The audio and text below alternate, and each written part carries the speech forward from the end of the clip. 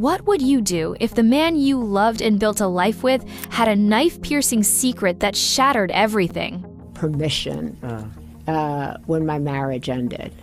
For over a decade, the world speculated on what they thought was true, but now Maria Shriver finally reveals why she left Arnold Schwarzenegger.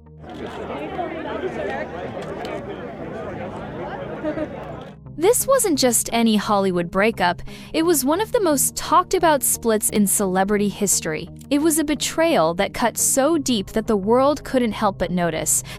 The beginning. Before the chaos and the ugly confessions, Maria Shriver and Arnold Schwarzenegger looked like the perfect power couple. Maria wasn't just anybody, she was a Kennedy niece of President John F. Kennedy, born into one of America's most influential families. She was smart, poised, and accomplished in her own way as a respected journalist, author, and advocate. The brand new episode of Hoda. Oh! Yes, podcast just dropped to find it. Then came Arnold, a bodybuilder turned action star. Although he was doing well at the time, he wasn't exactly in the spotlight like he is now. He was still in the class of upcoming actors. The two first met at the Robert F. Kennedy Pro Celebrity Tennis Tournament in 1977, which was hosted at Maria's mother's home, Eunice Kennedy Shriver. They were introduced by a mutual friend, Tom Brokaw, and just like that, it was love at first sight, with sparks flying here and there. Soon after, the two got into a relationship, which went on until 1986, when Arnold popped the big question, which, of course, Maria said yes to. Their marriage ceremony took place at their family church in Massachusetts, and it was nothing short of beautiful. 3 years later, on December 19, 1989, they welcomed their first child, Catherine Eunice. On July 23, 1991, Catherine was followed by another daughter, Christina. Just like that, 2 years later, on September 18, 1993, they welcomed their first son, Patrick. Then, finally, he was followed by the arrival of his younger brother, Christopher, who is the fourth and last child that the couple had together. Arnold seemed to develop a liking for politics over the years. So with the support of his wife and her family, who are strongly rooted in politics, he was sworn in as the 38th governor of California on November 17, 2003. Maria was there through all of this, and even when Arnold got into the political race again for his second tenure, she supported him all the way. He's an extraordinary father and a remarkable husband, a terrific human being. To the public, they were unstoppable, a marriage of fame and legacy. While Arnold was in office, Maria took on the role of California's first lady with all poise and dignity. She even stepped back from her career to support his political ambitions, while still caring for their children. Arnold! I've tried to really put blinders on and make my own name. And I know how many votes I got today because of you. Yes. But what the world didn't know was that behind closed doors, not everything was picture perfect. The split. On the 10th May 2011, after 25 years of marriage, the pair suddenly announced that they would be going their separate ways. This left everyone shocked, and one question was left hanging around: what happened? A few days later, on the 17th of May, the bombshell finally dropped, and the headlines went crazy. Arnold Schwarzenegger, the former governor, the action hero, the husband of Maria Shriver, had fathered another child with another woman. And not just any woman, but their longtime housekeeper, Mildred Baena, who has worked in their home for years. This was a woman whom Maria trusted. Someone who had shared her kitchen, folded her family's laundry, watched her kids grow up, all while carrying a secret that would eventually rip her life into pieces. And here's the part that made everything even more devastating: the child, a boy, had been born just days after Maria gave birth to their youngest son, meaning that they were both pregnant at the same time. They were practically raised under the same roof. Maria had been living her life, showing up for her family, being a mother, a wife, a first lady of California, all while this lie sat there, right in her home, hiding right under her nose. I hope that down the line she will be able to forgive me for that. The funny thing is that Arnold waited until his political tenure was done before he spilled his dirty tea. Speaking to the Los Angeles Times, he publicly admitted to his affair and also apologized. He said, "After leaving the governor's office, I told my wife about this event, which occurred over a decade ago. I understand and deserve the feelings of anger and disappointment among my family and friends. There are no excuses, and I take full responsibility for the hurt I have caused. I have apologized to Maria, my children, and my family. I am truly sorry. This was 25 years of marriage and trust gone down the drain." But let's back up a little.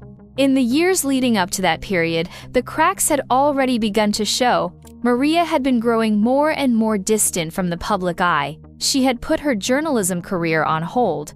She had become a ghost at political events. And those closest to her said she had started doubting herself and asking questions about her role in the marriage, about who she was outside of being Arnold's wife, about whether she was truly happy. When the scandal broke, the world couldn't stop talking about it.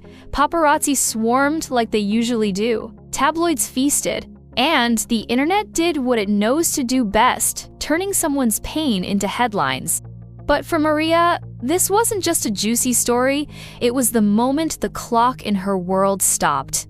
Imagine loving someone, building a life, raising a family, and then finding out that this person isn't what you thought they were, not just emotionally, but biologically.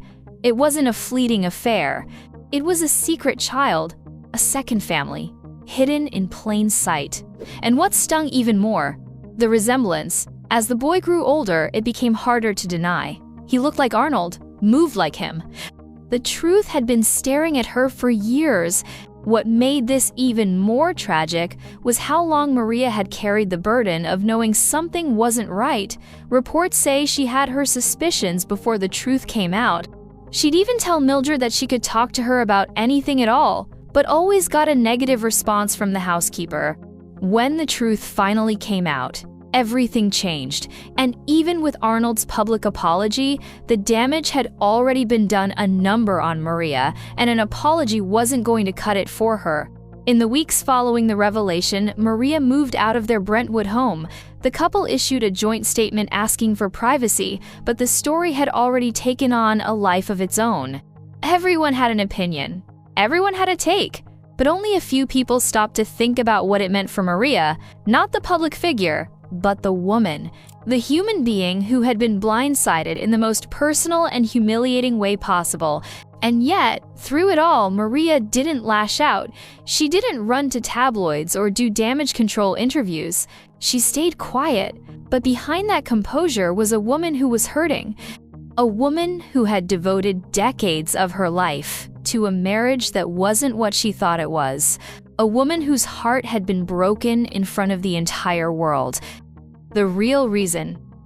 For years, everyone thought that they perfectly knew why Maria packed up and left. For sure, the affair and secret child were enough reasons, but what Maria revealed was that it wasn't just the betrayal that ended the marriage, it was something even more personal to her. Something that had been brewing even before the scandal broke out. Really wanted to pick myself up. It's still an emotional thing for me. In an interview years later, Maria admitted that after the split, she was lost. Not just heartbroken lost. And that feeling, that aching sense of who am I now, was what pushed her to a breaking point. She didn't just walk away from a marriage, she walked away from an identity that felt unfamiliar to her. And to make matters even more heartbreaking, she was grieving. Just months before the scandal broke, Maria had lost her father, Sergeant Shriver. He had been battling Alzheimer's for years, and his death hit her hard. He wasn't just a parent, he was one of her deepest emotional anchors. Losing him left her feeling vulnerable. So while the world was busy pointing fingers at Arnold, Maria was quietly mourning the death of her father and the life she thought she knew so well. Can't be the end of you. Make it a new To tell you how serious it is, she didn't go to a beach house to tan and drown herself in cocktails. She didn't run to Europe or throw herself into another relationship. She went to a convent. Yes, an actual convent filled with nuns. She said she needed silence, somewhere that reeked of peace. She needed to be somewhere that had no mirrors, no outside noise, no cameras. just space to hear her voice again because for years, she couldn't even hear herself think for a second. And I wanted to come out from behind whatever padded door I was living behind. Maria described it as one of the most transformative experiences of her life. There, surrounded by nuns, she sat with herself not as a Kennedy, not as a journalist, not as Arnold's wife, but just as Maria. She said it was the first time in decades that she truly asked herself what she wanted, who she was, what she needed to heal, and that's when it hit her. The affair may have shattered the illusion, but the truth is, she had been losing herself inside that marriage for years. Really adamant about making my own way. I don't want to live up. She had given up so much of herself to support Arnold's ambitions. She'd stepped back from her career. She'd adjusted to his world. She'd held the family together through campaign trails, scandals, and public scrutiny. And somewhere along the way, she stopped recognizing the woman in the mirror. That's what made it so painful. Not just what he did, but how much she had slowly let go of herself to keep things looking perfect on the outside. She had spent so long making sure everyone else was okay, the kids, the marriage, the image, that she ignored the cracks forming within her. I wanted to go back and see, when did my heartbreak start? When did my loss? So yes, the betrayal hurt. Of course it did. But what truly broke her was the realization that she had abandoned herself long before Arnold ever did. That's the part nobody saw. That's the real reason she left. In the years since the divorce, Maria has spoken more openly, not in tabloid interviews or tell-all books, but in thoughtful, grounded conversations. She's talked about therapy, about self-forgiveness, about rediscovering her worth, not as someone's wife or someone's daughter or someone's mom, but just as a woman, a person. I wanted to know who I could be moving forward. And while she and Arnold remain on good terms for the sake of their children, even showing up to family events together, make no mistake, Maria's healing wasn't about saving the relationship. It was about saving herself. The aftermath. In the months after the world learned the truth about Arnold's affair, Maria Shriver was in pieces, but you wouldn't have known it just by looking at her. She wasn't doing tearful interviews or staging dramatic public appearances. She didn't try to defend herself, retaliate, or explain away the chaos. Instead, she did what so many women quietly do after heartbreak. She retreated, reassessed, and started the hard work of putting herself back together. One of the first things she had to face was the silence. Not the public silence, the internal one, the kind that creeps in when a life you've carefully built for decades suddenly comes undone. She had been so many things: wife, mother, journalist, political partner, Kennedy, and suddenly all of those identities were in question. What remained when the titles were stripped away? You literally tried every method of healing anybody has. Maria had to start from scratch emotionally. And let's be honest, healing after a betrayal is never a straight path. It's messy, it's painful, and it doesn't come with applause. For Maria, it started quietly. Therapy sessions, spiritual retreats, long walks, lots of writing, and time with her children. Not for the cameras, not for a comeback, just to find peace. It's a pretty vulnerable thing to put that all out there. Yeah. One of the biggest shifts she made was reestablishing her voice. For so long, she'd used it to elevate others, interviewing world leaders, advocating for causes, supporting Arnold's political career, but now, for the first time in years, she was using it to speak for herself. She went back to writing with more honesty than ever before.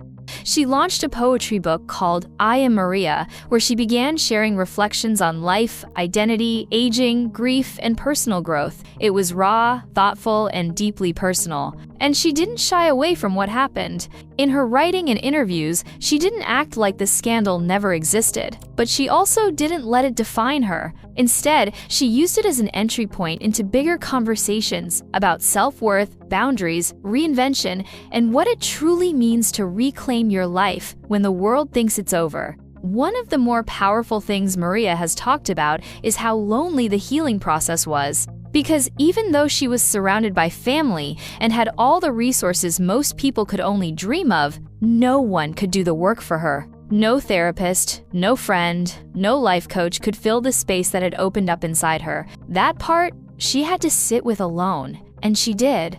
She also leaned into her faith in a way she hadn't before. Maria has always been spiritual. Her family members were deeply rooted Catholics. But after the divorce, that faith deepened. Not in a loud, performative way, but in a quiet, self-reassuring kind of way. She spoke openly about prayer, about journaling, about creating sacred moments in everyday life, lighting candles at home, sitting in stillness, reading scripture not out of obligation, but as a way to feel whole again. As she grew more grounded in herself, her outward life began to evolve, too. Maria re-entered the public space on her terms. She returned to her journalistic roots, but no longer as someone trying to play catch-up with the news cycle. Instead, she became a voice for personal transformation, mental health, and spiritual wellness. She began hosting honest conversations with thought leaders, healers, and experts on topics like grief, purpose, burnout, and aging, all through the lens of someone who had lived through the breakage